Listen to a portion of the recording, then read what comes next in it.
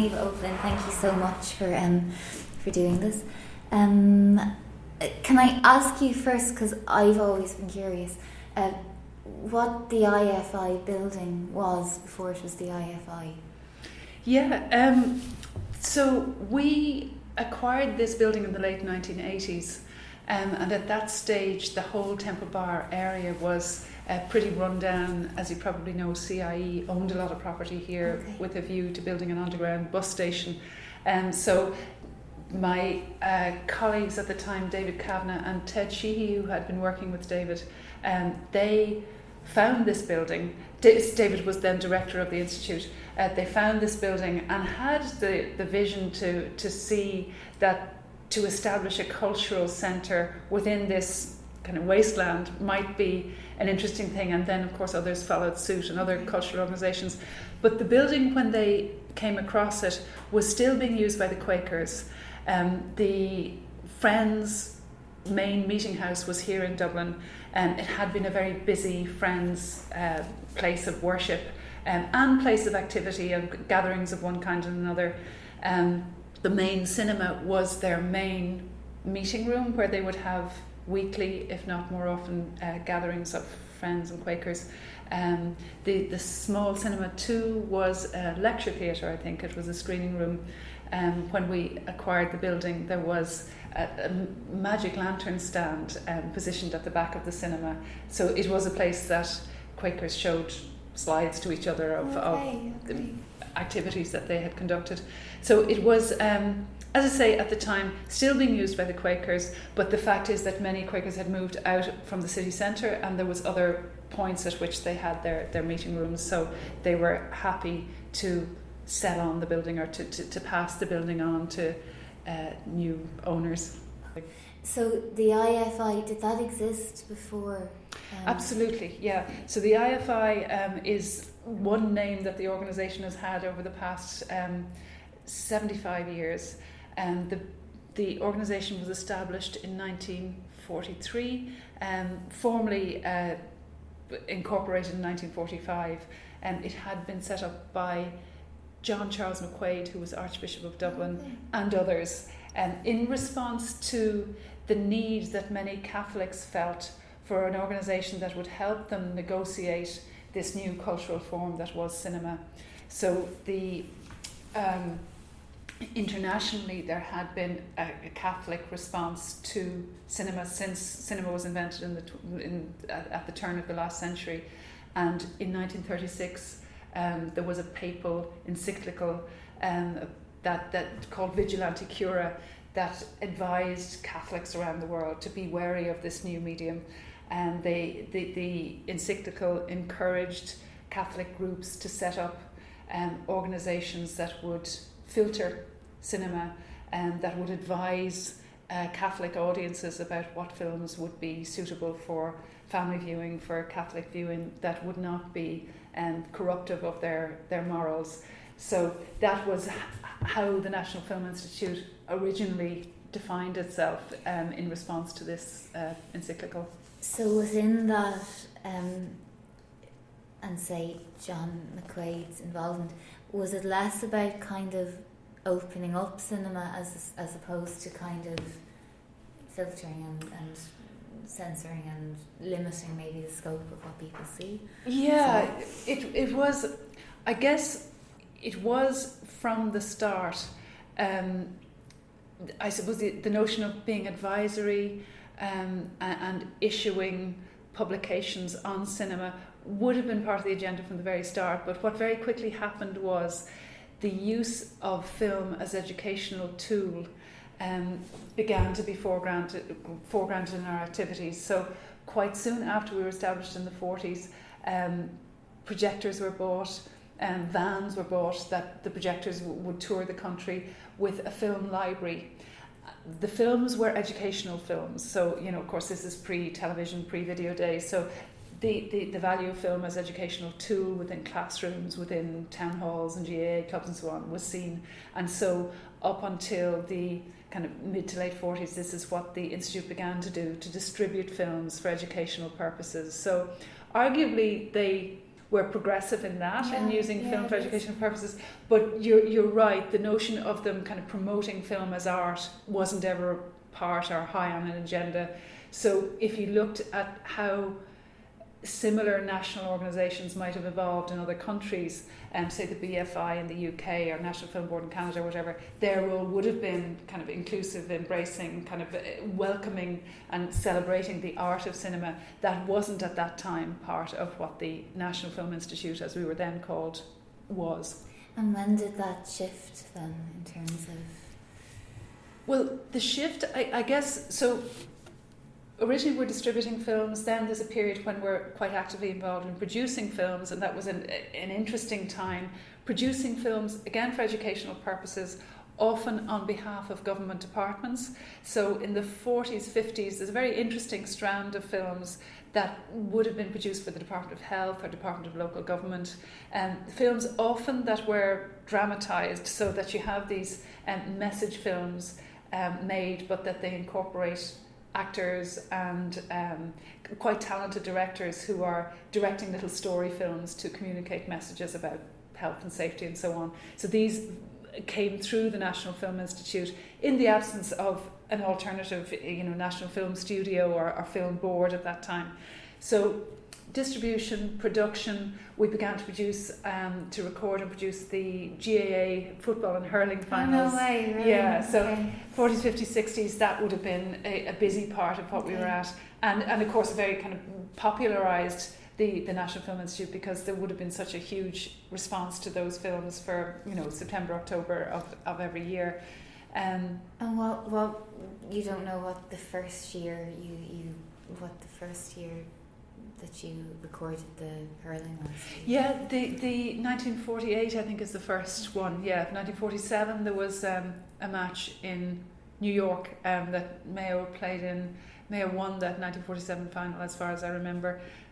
I mean, I wasn't there. I wasn't alive. But so then 48, the Film Institute kicks in, and in agreement with the GAA, we begin to record the finals, football and hurling, and they were distributed as short 10-minute films to clubs, GAA clubs and town halls and so on. And those are available. We have released those on DVD over the past number of years, and in fact, we've just released the later series, so the GAA Gold series. So we began in the 40s, we're moving up now to the 50s, 60s. So that's available for sale in your nearest good DVD store. Good to know. Right, so then you are curator of Irish programming here. Yep. But prior to that, you started out archiving. Yeah. How did it all kind of start for you after school? Yeah, well, I mean, after school I went to Trinity and studied English and sociology, and nothing related to film archiving, and the concept, hadn't really been developed here in Ireland. And I began here, I worked in various capacities following college, but I began here on an employment scheme, as an ANCO scheme, working with a colleague at the time with the distributing library of the National Film Institute. So as I said, there was this library had developed from the 1940s of films that were distributed to schools. The library would have not been exclusively Irish. It would have had films from all over the place, used in various parts of the curriculum. So there would have been films about history and geography and cheese making in Denmark and what have you. So when I started, our role, myself and a woman called Claire Beatle, our role was to begin to physically isolate the Irish interest material from that international collection, and to designate this as the beginnings of an Irish film archive. So we were beginning this in the late 1980s, at a time before the film archive had been established. So it was a job of kind of going in there and doing some kind of quality control of what prints were there, but essentially it was looking at the content of the films and deciding that this film on cheese making can be offered back to the Danish Film Embassy, whereas this film on turf gathering in Connemara in the 1940s is an essential part of the National Film Collection. And did that just involve watching thousands upon thousands of films? It was watching films. Now, we weren't watching blind. There was, of course, catalogues because this material had been distributed.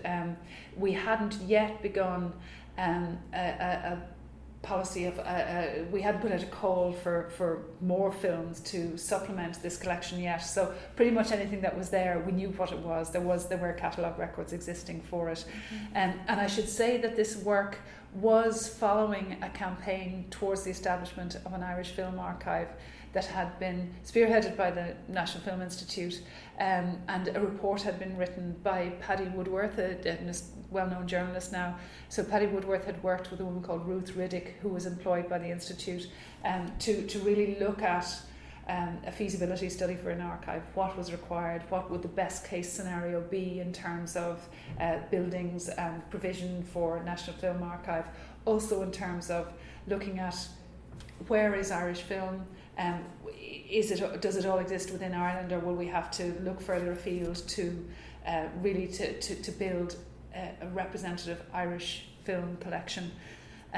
So that campaign had been launched, I believe, at a really important film festival called the Green on the Screen, which was presented at the Metropole Cinema, which is now the Screen, which is now no longer, which is closing. Yeah. So sad. It is so sad, yeah. So sad. But this festival, the Green on the Screen, was incredibly thoroughly curated festival where feature films that had been made in and about Ireland since the possibly not 1890s, but from the 1920s onwards. So these films were brought together. They were identified within foreign archives, within the National Film Archive in London, and further afield in the States and in France and so on. So this terrific festival was pulled together. And it made the case for National Film Archives. It was like the call was, here are all these astonishing films made about us, some by us, but probably more by outsiders about us. Films like Ryan's Daughter and Clown the Stars and The Puritan, all sorts of films. But the campaigning cry was, this material exists. It's being minded thanks to the kindness of other archives. We really need to consolidate this collection so that it will be available for Irish audiences, for Irish students. And of course this also was at a time where film studies was only beginning to emerge as a recognised discipline within the universities. So demands for access to a film history were beginning to become more audible, through the universities. People knew that films had been made, in the 1910s, 20s, 30s, but they had no way of seeing them. So, it became we kind of took on the challenge of pulling together a collection so that the study of this history could be progressed. And where do you start with that then, in terms of where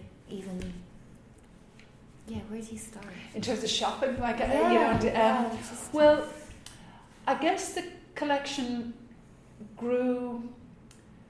I suppose you can distinguish between the national acquisition and international. So nationally, at various points we put out calls through film searches nationally to say to people, you may have films in your attics or under the beds that you have made yourselves, perhaps. We understand this material is fragile. It needs particular provision to ensure its survival. So, we would put out those calls, and there would be interesting responses from people with home movies or kind of more sophisticated edited films and so on, and in they would come. But internationally, I suppose our capacity to bring in films that would be of interest to researchers and so on might have been limited by budget. So we mightn't, at the start have had a budget to purchase a print of The Quiet Man, but we might have had a budget to buy a VHS copy or something. So we had this very well used collection of reference collection that was grew increasingly comprehensive in terms of representations of Ireland on film. So, researchers for a long time would come in and they might want to see whatever it might be, maybe a television documentary about Ireland made in Germany in the 1950s, and we might have it. If we didn't, and if it was a legitimate kind of query, we might make efforts to find it, because we figured, this is something we haven't heard of. If we know of a route to acquire a copy of this, we would pursue that. And the collection grew thanks to goodwill primarily. We didn't buy prints. We didn't go out with a big budget and say, I'd like to buy this, this and this. People would donate material to us.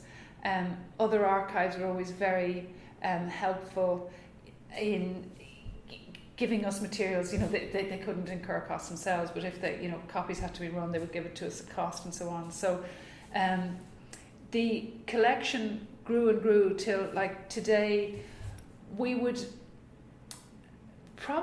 probably wouldn't be huge gaps in the collection. If somebody needs to see something, it would be unusual that there wasn't some copy here that somebody could look at. And would somebody come to you and say, I'm researching this or I'm writing a paper on this, have you got a film about that topic? And then you go and Yeah, absolutely. I suppose the different kinds of research requests would be, you might have film students who know what they want to see. They're doing a thesis on the work of Pat Murphy, and they come into us and they can look at Anne Devlin and Maeve and so on.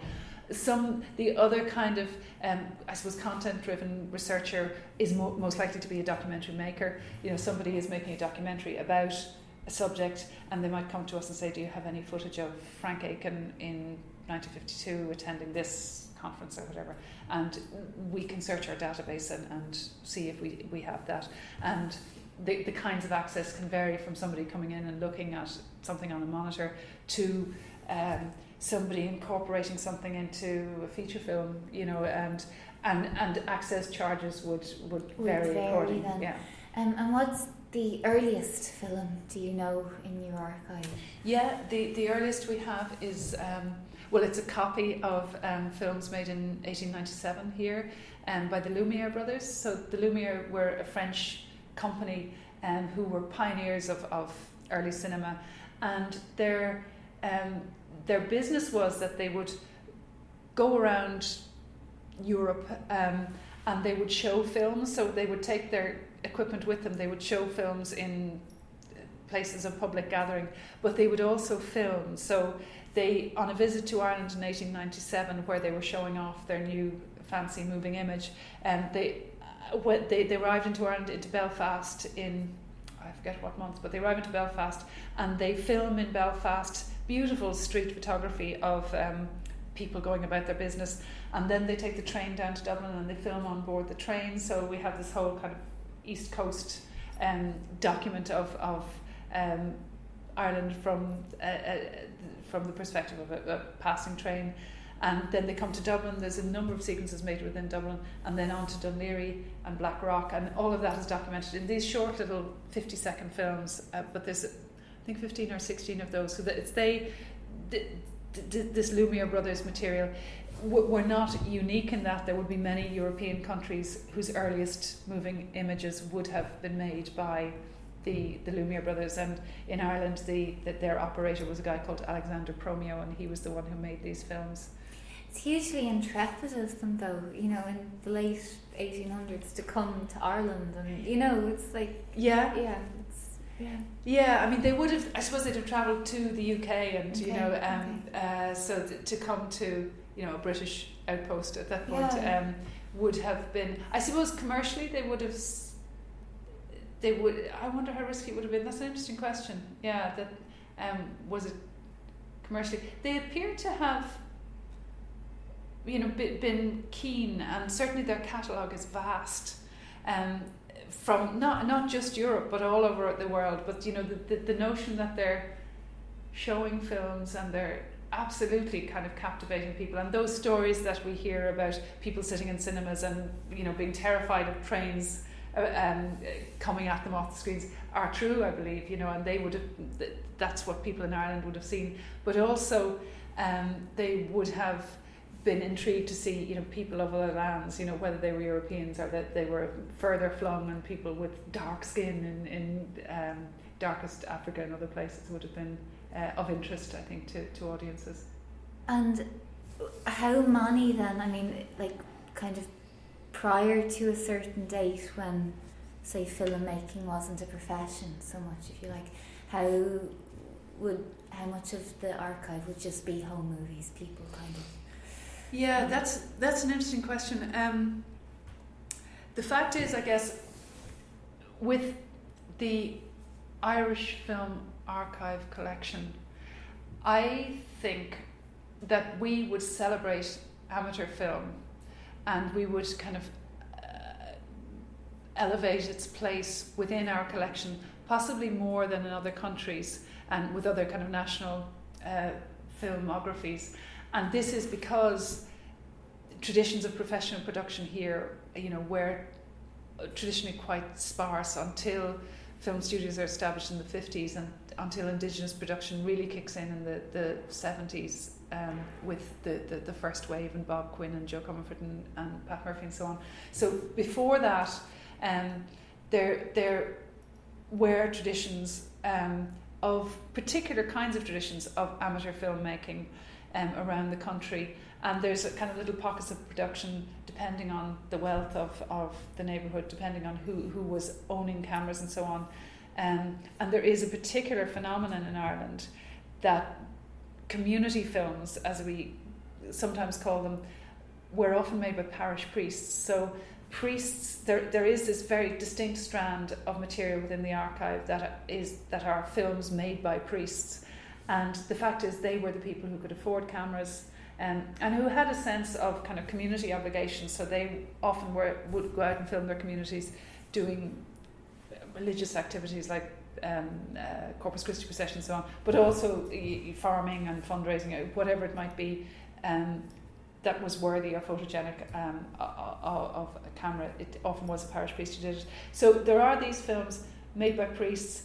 There are films made by regular members of the community.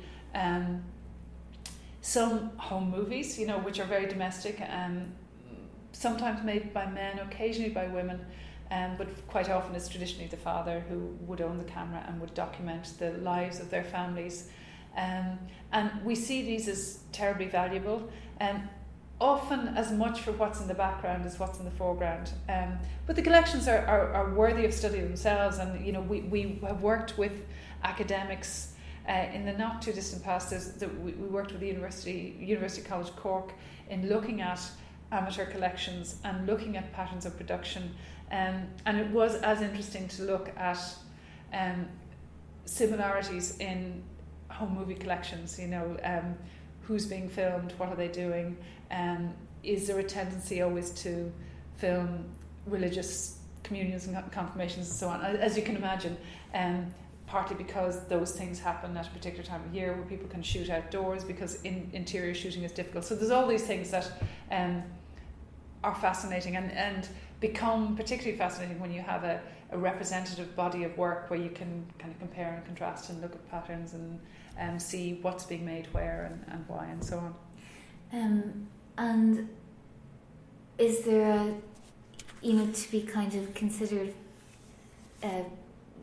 valuable in terms of a place in the archive? Are there certain criteria that it needs to fulfill, or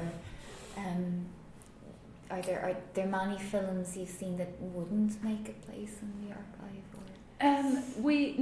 I'm not working directly in the archive now. I work with programming from the archive, so the selection criteria, can be tweaked occasionally. But the fact is, with moving with film, whether it's small gauge or 16mm or 35, because, as I was saying, levels of production in Ireland were never overwhelming, we haven't really needed to impose any very kind of rigorous, exclusive selection criteria. If something is a moving image on film, we would consider it worthy of preservation.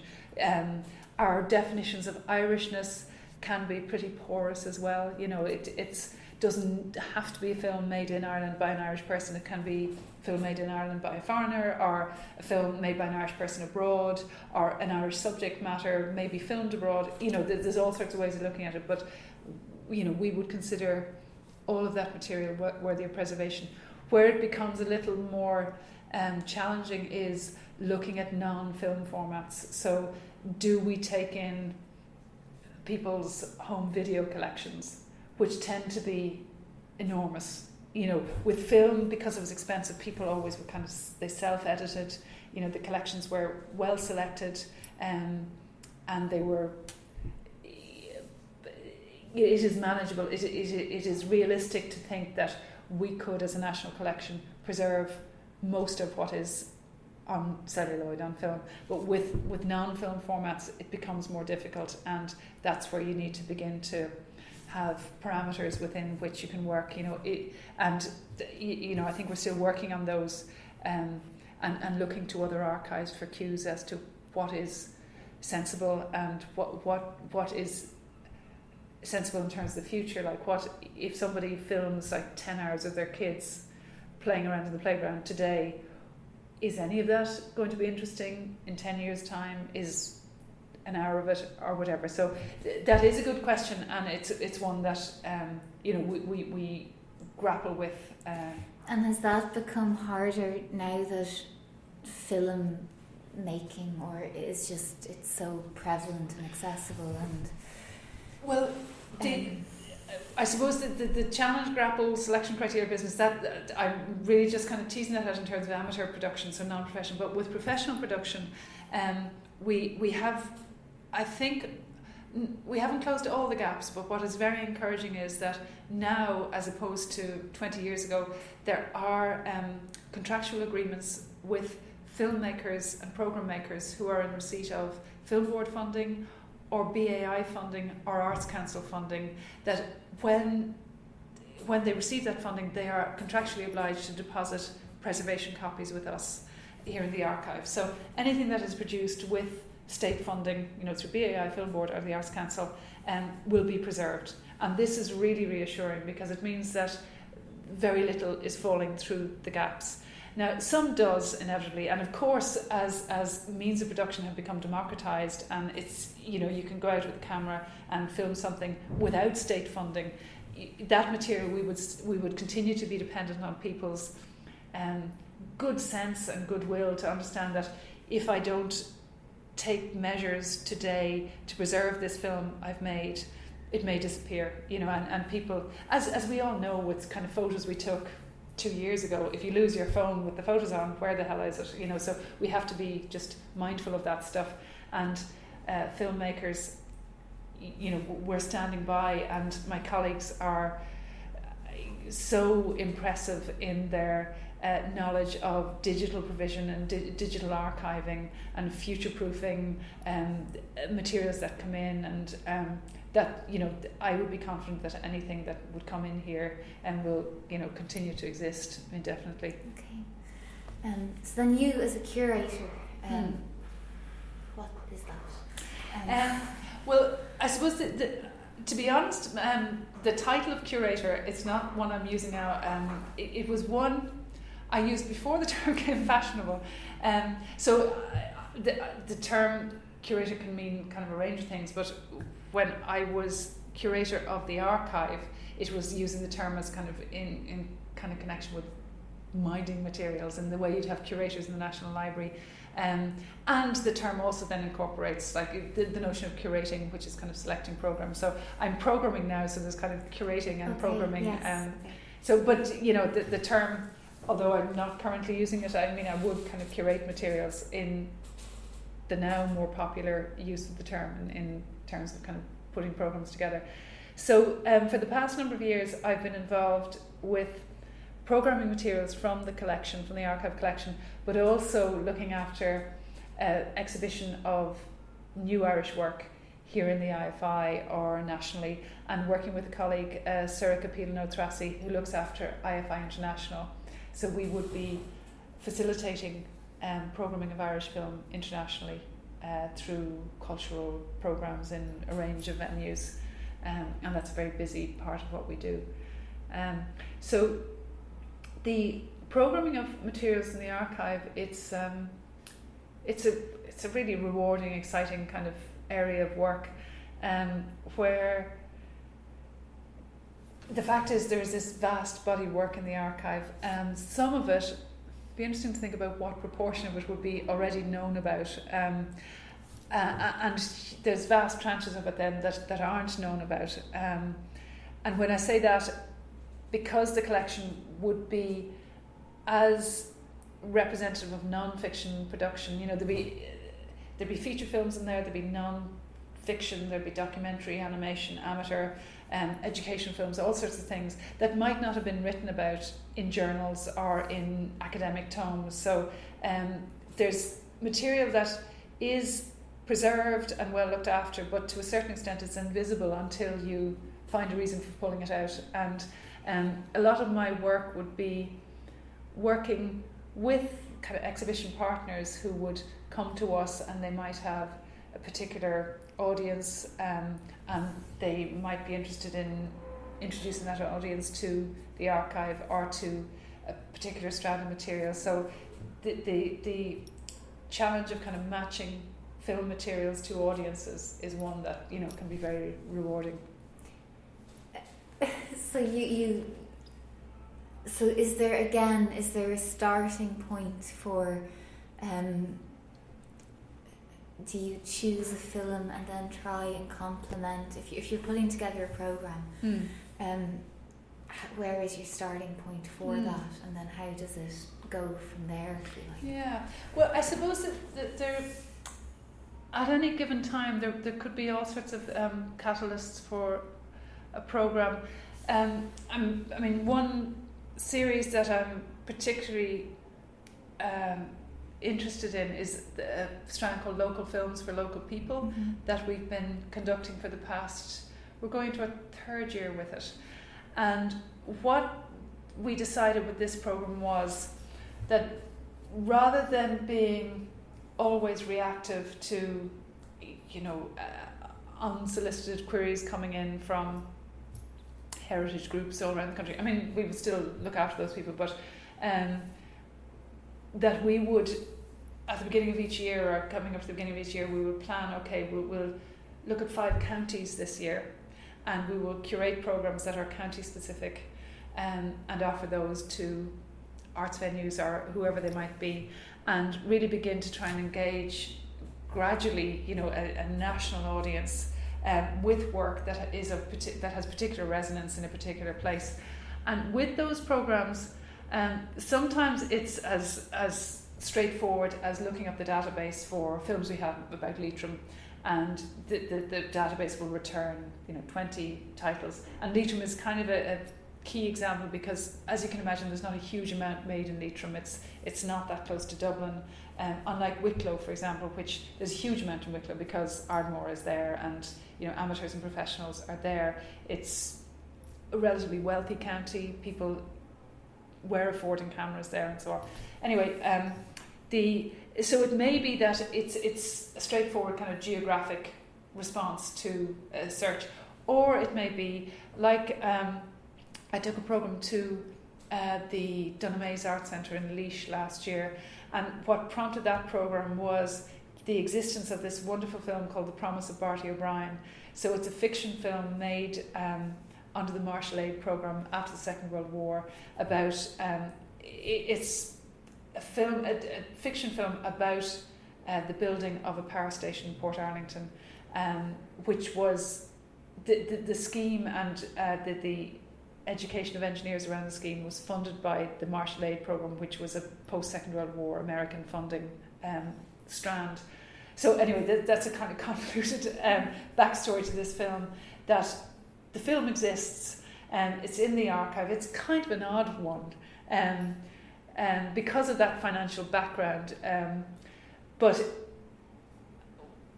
once one sees the film, you really feel like this really needs to get back to Portarlington because there's such local interest. So we brought the film back. So it was the cornerstone of this programme we brought to Laois, and the audience were terrific. Many of them had worked in the power station, which had come down in the 90s, and people were recognising locations and saying, oh, my aunt lived in that house, or that's, you know, that extra there is my mother, and that kind of there's the thrill of that, but also what you often find is you're participating in a process of public cataloguing, because people are feeding back to you dates and locations and confirming things, and what might be fictionalised within a film and not identified. So there might be a townland in a film that has some fictionalised name, but somebody say, well, no, actually that's Boris or whatever, and suddenly, you know, you have your catalogue record updated and fine-tuned, and so then when you have a subsequent user saying,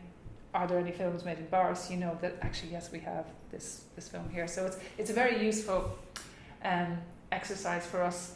And next year we're in Waterford and Leitrim and 3 other counties next year, and you know, we're open to others as well. That local films is great. You know, it's terrifically engaging. We have a 2016 centenary programme, and that, because most of the 1916 activities took place in Dublin, what happens in Dublin becomes of national interest. So you know, that programme, in few cases will that be tailored for any kind of particular geographic area, but it will be of kind of national historical resonance, the films about 1916. And are there particular aspects or a particular viewpoint that you kind of want to hone in on in terms of 1916 and its commemoration or remembrance? Or well, the programme we have, the way it has shaped up is that we will have a number of foreign feature films about 1916. So the fact is, I mean, I'm speaking broadly here, but the Irish history on film, for many years it was of interest. It was dramatically interesting for foreign filmmakers. So we're showing Ryan's Daughter, that's made by David Lean. We're showing Plough in the Stars, which is John Ford. And we're showing Young Cassidy, which is Jack Cardiff, John Ford. So these are kind of big, well-budgeted feature films that had international distribution. But there were very few indigenous Irish films that look at 1916. So what we're actually... Why do you think that is? I guess, I mean, partly because the Irish film industry doesn't kick in until the 1970s, 1980s. Now we will include Michael Collins, of course, and The Wind That Shakes the Barley, which would have British film, Ken Loach's film.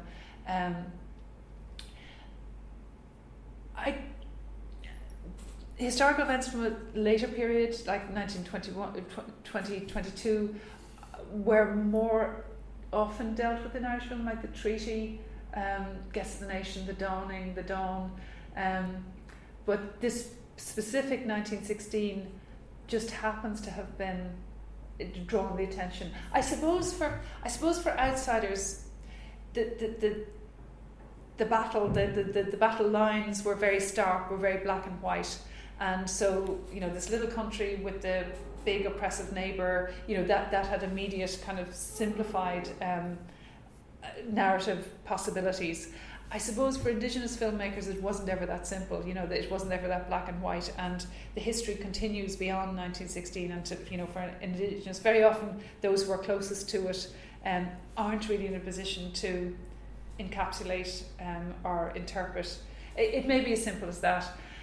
So what we've needed to do with the programme is to kind of counterbalance the foreign perspectives with indigenous documentaries, and this is what's happened. So although, you know, Michael Collins is in there, as I say, and a film called This Other Eden, which is actually directed by a British woman, but there's Irish money in that from the 1950s. But what we found was that whereas there was this clustering of foreign interest on Irish history, kind of pre the establishment of an Irish film industry, with Irish filmmakers, we thought probably what was more interesting was the kind of essay film work that Pat Collins is making, and Peter Lennon with his Rocky Road to Dublin, Alan Gilson with his Road to God Nowhere. So what we've done is program these documentary features that are kind of state of the nation explorations. So at kind of key points in the history, so in 1968 we have Rocky Road to Dublin, 88 Road to God Knows Where. Pat Collins is into the 2000s. There's a film called Guns and Shiffin that is about women in Irish history. So probably as rewarding would be the kind of Irish documentary considerations of Irish history, to kind of counterpoint the foreign representations. I think it'll be, each of these films and these programs will be introduced by academics and filmmakers and so on. So I think there'll be interesting conversations will emerge around this. In 1992, for the 75th anniversary, we had a program called Reviewing the Revolution, and it included in feature films, television work from 1966, and it was bookended by panel discussions and kind of academic consideration of the representations, and we will do that again. And those panel discussions are very regular here. Is that part of kind of what you see the value or the aims in terms of film, that it is a springboard to a broader discussion in terms of just the community as a whole? Yeah, absolutely. And I suppose our experience is there's all sorts of outcomes from screening. Certainly with documentary, the kinds of discussions that would emerge from documentary would tend to be directly related to content within the documentary. You know, so as often as not, if you're showing a documentary about the Shell oil in Donegal, the conversations are going to be about the subject matter rather than about the process of production. And we would, you know, we're very pleased to have created that space for those discussions here. So, you know, people come to the IFI and they know that it'll be apparent from the program, but that, you know, that a particular screen might have a conversation with the filmmaker or with somebody who's the subject of a film. And with fiction film, I suppose more often the conversation around fiction film would be about the process of production, okay, rather than the subject matter, if that makes sense. But again, we do see, you know, you look at our program, and at any place there's always space in the program for discussion, introduction, panel discussions, film clubs, all sorts of things. And you know, it is fascinating to see how film literate people have become, partially due, I think, to our efforts, but of course, you know, things have changed so much. You know, people, you know, have great access to information about film and to films themselves, you know, online. But I think what can often be really valuable here is not only are people sitting in a room with experts, but also that they're feeding back, and you know, the discussions that happen here, the audience interaction and the audience questions are often more thought-provoking than, you know, than what your host might be coming up with. And just jumping back then to 1916, does footage exist of the events of the day itself? Is there? It's more aftermath, yeah. I mean, to be honest, we've been kind of researching this period and looking for newsreels that we will present during the year, and we have very interesting plans to present the newsreels as they were originally seen. So I guess if people are familiar with them, they're familiar with bits of them that they've seen in other documentaries, but what we would hope to do is to show the newsreels in the original format with their original intertitles and so on, so people get a sense of how the story, which was, you know, a story happening in Dublin, was being presented to British audiences or German audiences, or being fed back to Irish audiences through cinemas here.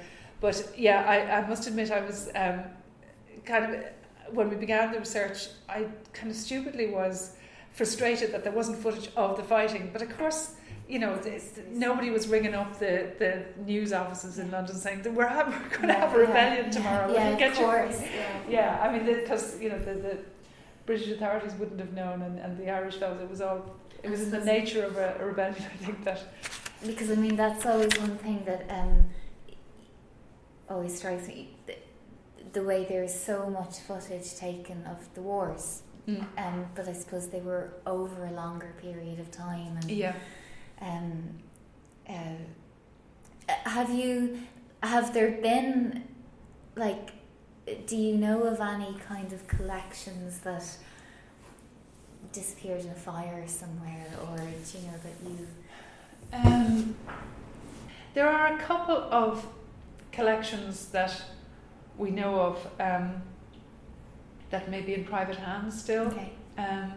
And we would be keen to see that material comes into, is properly minded, because anything from that period, if it's original footage, it's nitrate, which anything made for cinema up to 1952 is likely to be on nitrocellulose based stock, which is it's a time bomb. It's only a matter of time before it disintegrates or spontaneously combusts. The material is highly unstable. Okay. So if there's footage from that material existing outside an archive, it is of some concern, but so in terms of room, like the kind of the physics of it, room temperature and all of that sort of thing, they're all preserved in a specific environment. With nitrate, actually, we don't hold nitrate here. We get it off to the UK to our equivalents in the National Film Archive in London, and it's transferred to modern safety stock, so it's preserved as film, but not on nitrate. IFI Spotlight, which is kind of an overview of the industry in that given year. What conclusions did you draw from... That was held in April this year. Yeah. What Spotlight is a concentration of focus on Irish film and television in any given year, and it fulfills a number of functions. On the one hand, what it is a point in the year where we look back at the previous 12 months of production, and quite critically would look at what's been produced, by whom, who's commissioning, are there production patterns apparent, are there legislative or financial moments in the year that are going to impact upon production, and really our agenda was to fill a gap, that there has been a great acceleration of production in film and television, but what probably hasn't coincided, what there isn't currently, is a published critical review of work, and really the concern was that this material wouldn't go unconsidered or unexplored, that at a point each year there would be a gathering of people who are involved with the industry, either as producers of it or commissioners of it or participants in it as actors or whatever, or academics, who would be, that their life's work is to kind of look at this material and process it. So it was just to kind of position this moment annually to consider work, and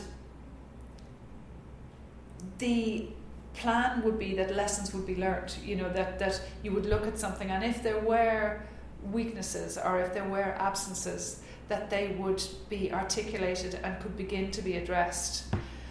So if, for example, it is recognised that women are more likely to be involved in documentary production, that's worth noting.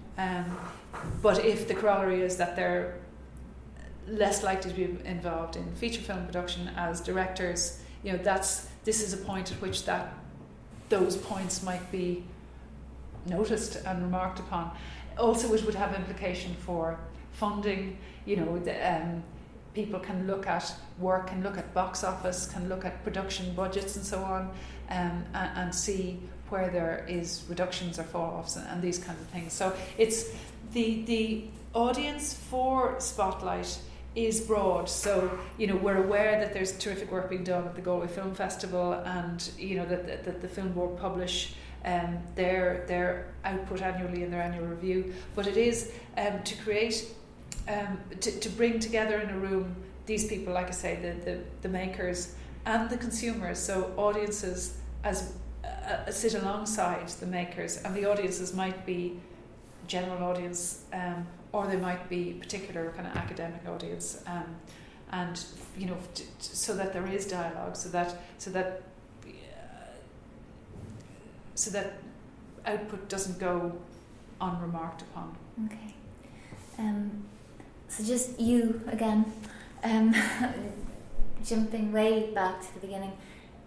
When you finished in Trinity, what was your way? You said you did a number of things. Yeah. What was your trajectory into eventually? Because you eventually ended up in London in the British Film Archive. Yeah. So I guess, as I said, I started here with this collection here before whatever I was doing between college and here, was not connected to film at all. But I suppose, crucially to my value to the collection or to the Institute was the opportunity that was provided by the British Film Institute to go and apprentice there, essentially. So we're members, we would have been observer members at that stage, I think, of FIAF, the International Federation of Film Archives.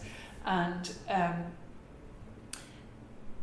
FIAF, it's a tight-knit community of national archives, and there's a terrific series of programs where established archives will look out for embryonic archives. So the British Film Institute, we approached them and said, look, we're beginning an archive, and there's keen people here, but they don't have the particular skills that would be required for an archivist. This would predate the introduction of film archive courses in universities. So they devised a programme for me and my colleague Claire, and we went and trained in the BFI for a year, and worked in cataloguing, worked in preservation, spent many months out in Berkhamsted, which is the conservation centre, and really became familiar with best practice in film archiving, because the National Film Archive in London, would be up there in the top 10 internationally, between it and the George Eastman House in Rochester and UCLA. It's they would really conduct film archiving in a really progressive way, and they have a wonderful history of film production, and what was valuable to us as well was the fact that within their collection there would be quite an amount of Irish interest material, so that was good to have to kind of consolidate that route to collections there. And in terms of what you do and maybe the skills it requires and your strengths in that area, what makes you good at what you do? I think a good deal of it, to be honest, is the fact that I've been here for 7,000 years, and I'm conscious that that within the world of film archiving and cinematics and film programming, there are many people that you encounter who've been in their jobs for decades, and it's I suppose the same is true of other archives, not just film archives and libraries, but there is your knowledge, much of which is databaseable, but quite a bit of it that isn't, would just gradually accumulate, and it's a good thing, to stay put. So I think that'll be kind of a large part of my strength. Also, I would have a huge interest in the collections. It's such a wonderful job, to be working with this material that is a relatively new art form. It's so varied. Unlike, say, the National Gallery, the collection here, like I was saying, it's people's home movies. It ranges from people's home movies to the latest wonderful film that Lenny Abrahamson has produced. Such, vast range of material. You're looking at feature films which show off the best of cinematic art. You're looking at films that might be really poorly made, but they're showing you a practice in a small part of Ireland that has ceased to exist. And so you're gaining these insights into the kind of nuts and bolts of Irish society and Irish culture. It's, to be witness to that is such a privilege, and then to be able to work to share that privilege, I suppose, is what the job is about. And are there mentors like along the way, people who kind of were pivotal in? Yeah, Liam O'Leary would have been one of the first fine film minds I encountered. So Liam was a film archivist. He has a terrific collection of paper and documents. He would have been one of the first people to write about Irish cinema, to write in a concerned way about Irish film, not in a wholly kind of laudatory way about Irish cinema is fantastic, but to begin writing in the 1940s about what Ireland needed, what frameworks needed to be in place to allow a film industry to begin to flourish. And he went off to London and became acquisitions officer in the BFI, but continued to be interested in Ireland, came back in the 1970s and things, and curated an exhibition on Irish cinema. So he really was kind of carrying a torch for Irish cinema, positioned within an international context. His love of cinema wasn't just about showing films about the ocean or farming or whatever. He considered Irish film in international terms, and his love of silent cinema and world cinema was allowed him to write a number of interesting books about cinema. And he would have been, certainly when I attended my first FIAF conference back in the late 80s, doors were open to me, as they probably were in the BFI, because of Liam. He had gone before. People knew of this wonderful, passionate Irish film historian, archivist, and he was so kind to me when we started, because you arrived in as a young person working with archival films. Another older gentleman might have been very kind of scathing of my lack of knowledge, before going off to train in the BFI, but he was always like incredibly generous and pleased to see somebody taking up the challenge and work to establish the film archive. So Liam was the person who laid the foundation stone for the archive here. That was in '92, and I think it was the year of his 90th birthday. So Liam would have been one of the first kind of shining lights of my, person who inspired me. And then Kevin Rockett was extraordinary. Kevin, who's a film historian, who would have done a lot of work with the collections here before I began, and would have got programmed from the collections, would have been involved in that Green on the Screen festival. But Kevin was in the process of compiling the Irish filmography, which was published in 1995 when I began. So this massive tome was in the pipeline. So Kevin's knowledge of Irish film, and a very detailed knowledge based on many years of research with periodicals and newspapers and viewing of materials, that was key. Kevin too was always really generous. You'd pick up the phone and say, we're interested in this film, do you know where we might find a copy of it, or can you confirm that this film exists, or who made this? So Kevin, if you've met him, you'll know he has this really fine mind, and his the detailed knowledge that he has, that he published in Cinema in Ireland in 87, I think, and then in his filmography in 95 is, I don't know that the film collection could have developed the way it did without reference to that work. And if you were to advise somebody who would like to follow in what you have done, how would you go about that? I guess nowadays to follow this route, it would be more formalised, because the film studies programs have been established, it is kind of possible to navigate your route to a greater understanding of Irish film through kind of coming in and using the collections here. There would also be kind of third level courses in film archiving that come and go, that depending on demand. There's in George Eastman House in Rochester, there's a really good course there. There was a course in East Anglia, but I understand that that's not running now.